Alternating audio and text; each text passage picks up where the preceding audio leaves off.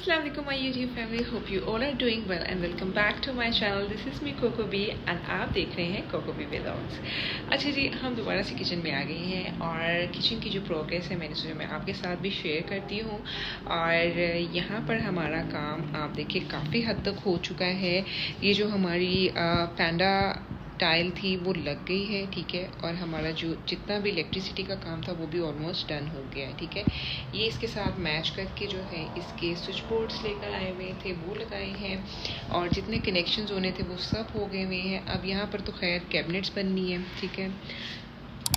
और यहाँ पर लग गई है ये टाइल। आज का जो काम था ना वो ये टाइल करना था, ये कंप्लीट हुई है। और साथ में जितने प्लस्तर होने वाले थे ना वो हुए हैं। एक तो यहाँ पर हुआ है और एक यहाँ पर है, ठीक है। ये उसने अब नीट कर दिया है सारा। अब सुबह तक इंशाल्लाह ये ड्राई अप हो जाएंगे तो फिर इसके बाद बाकी का काम होगा। टाइल अभी उन्होंने रफ़ एंड टफ़ ही लगाई है और सुबह अब इसको वॉश किया जाएगा तो फिर ये काफ़ी हद तक नीट हो जाएगी। और जितने इनके ये एजेस बाहर निकले हुए हैं ना, ये भी सब जो है वो सुबह जब ये थोड़े पक्के हो जाएंगे तो फिर ये कट होंगे, ठीक है। अभी ये हमारी जो है वो स्टोव की प्लेस है, ठीक है। आई होप कि आपको समझ आ रही होगी। ये स्टोव की प्लेस हो जाएगी, ठीक है, जिसमें डिफरेंट थोड़ी टाइल है। बाकी ये ऊपर सारी जो है वो बॉक्सिंग वगैरह बनेगी। काफ़ी हद तक जो है वो नीचे वाले बॉक्सेस में आपको दिखाती हूँ। हाँ, काफ़ी बॉक्सिंग जो है ये बनकर यहाँ पर पड़ी हुई है। ये नीचे की फिटिंग्स हैं, ये सारी नीचे वाले जो हमारे कैबिनेट्स हैं उनमें ये एडजस्ट होगा, ठीक है। जैसे कि ये सामने एडजस्ट किया हुआ है। और अब मेरे ख्याल से आई रियली होप कि 1-2 दिन का और काम होगा, 2 से 3 दिन लग जाएंगे और ये बाकी के जो काम हैं वो सारे कंप्लीट होंगे इंशाल्लाह। आई रियली होप सो कि रमज़ान स्टार्ट होने से पहले पहले। ये हमारी स्टोव की वॉल है इस तरह से।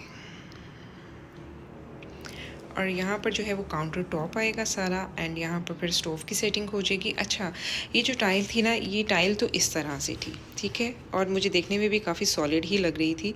बट द थिंग इसकी ये बाहर ही पड़ी रही पोर्च में और ऊपर जब बारिश हुई ना तो ये सारी टाइल जो है वो खुल गई, लाइक ये पीसीज हो गए थे। अगर ये एज इट इज़ लग जाती ना तो ये बहुत नीट लगती, जैसे कि यहाँ पर ये चीज़ है ना एग्जैक्टली इस तरह से लगनी थी।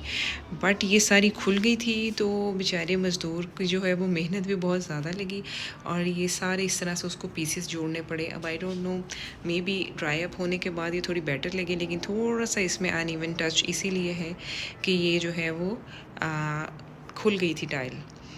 बट लेट्स सी क्या होता है, अब होप फॉर द बेस्ट।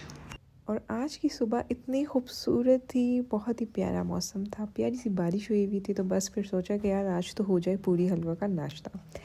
तो हम लोग तो निकल पड़े बाहर और इतना प्यारा मौसम था ना, इतना प्लेजेंट लग रहा था, हर चीज़ धुली धुली और साफ़ साफ़ थी। तो बस हमने पूरी हलवे का नाश्ता किया, बहुत ही मज़ेदार। और मुझे पता है गर्मा गर्म पूरी इतनी मज़े की लगती है ना, जो पूरी घर आ जाती है ना वो इतना ऑयल छोड़ देती है और अजीब सी हो जाती है। ये जो पूरी सी पूरी होती है ना फ्रेश गर्मा गर्म, इसका मज़ा ही और है। पूरी थी एंड साथ में फिर जो लस्सी का टच था वो बहुत ही मज़े का था।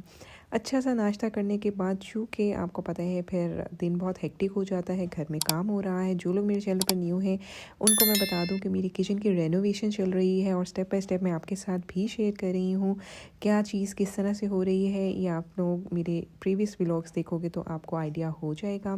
बस फिर नाश्ता करके वापसी थी, क्योंकि आज रात को हमारे घर में अगेन माशाल्लाह से दावत थी। तो उसकी तैयारी के चक्रों में मैंने सोचा कि यार सुबह जो नाश्ता है ना वो हैवी कर लो ताकि दोपहर को कुछ ना खाया जाए और फिर रात को जो है वो मज़ेदार सा डिनर होगा। तो मैं आपको डिनर शो करवाती हूँ क्या था। ये भी सब बाहर से ही बन के आया हुआ था। ये स्टीम रोस्ट था, बहुत ही अमेजिंग था, बहुत ही प्यारी शक्ल भी थी और टेस्ट भी बहुत अच्छा था। और साथ में था जी मटन कौरमा। सो 1 डिश थी और बहुत ही अमेजिंग रहा खाना हमारा। नेक्स्ट डे हम गए ख़रीदने अपने किचन के काउंटर टॉप के लिए ग्रेनाइट। और ग्रेनाइट जो है वो सबसे बेस्ट रहता है, एक तो वो सॉलिड होता है, दूसरी ये कि उसके ऊपर कोई भी एसिडिक चीज़ आप कट करते हो तो उसका निशान नहीं पड़ता। यहाँ पर बहुत से खूबसूरत कलर्स के ग्रेनाइट्स थी। बट द थिंग इज़ कि मेरा चूँकि बैक टाइल वो टेक्सचर थी, पैंडा टेक्सचर थी, तो फिर मुझे नहीं अच्छा लगा कि अगर मैं दोबारा से टेक्सचर में जाऊँगी तो मुझे लग रहा था मेरा किचन बहुत ज़्यादा भर जाएगा। तो मुझे था कि मैं कोई प्लेन टाइप का जो है वो ग्रेनाइट लगवाऊँ और मुझे ये बहुत खूबसूरत लग रहा था। ये बहुत ही प्लेन था और इसके अंदर ना वाइट ग्लिटर्स थे, लाइक बहुत ही खूबसूरत लग रहा था, प्लेन का प्लेन था और प्यारा का प्यारा लग रहा था। तो फिर मैंने सारे ग्रेनाइट्स देखने के बाद यही वाला जो है वो सिलेक्ट किया और ये हमारे साइजेस थे काउंटर्स के जो लेकर गए हुए थे। अब इसके अकॉर्डिंग कट कर जो है वो आ जाएगा और इंशाल्लाह फिर लगेगा तो मैं आपको दिखाऊंगी। बहुत ही प्यारा इंशाल्लाह लगेगा।